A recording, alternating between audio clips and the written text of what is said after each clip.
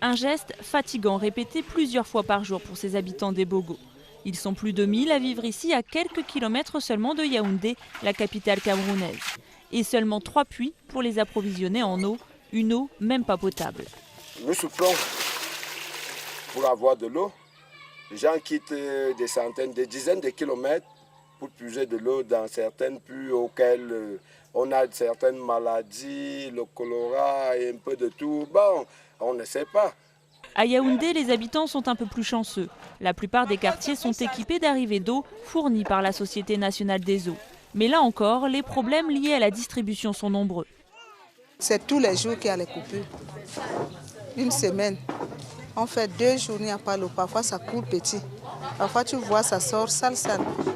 Surtout comme c'est la saison, c'est grave pour l'eau. La semaine dernière, tout le monde, les enfants malades, comme le bébé-ci. Il a failli mourir la semaine dernière. Une situation somme toute banale au Cameroun. L'Office national de la statistique estime que près de 80% de la population n'a pas accès à l'eau potable. À Douala, première ville du pays avec officiellement 2 millions d'habitants, la situation est plus dramatique. De nombreux quartiers populaires sont sortis de terre de manière anarchique. Des épidémies de choléra ont tué plusieurs dizaines de personnes en 2003 et 2004. Moïse et Marilyn, 2 militants pour l'accès à l'eau, reviennent pour la première fois dans le quartier d'Akwa, où ils ont mené une grande campagne de sensibilisation auprès des habitants et des autorités il y a quelques années. Des enseignements qui ne sont plus suivis aujourd'hui.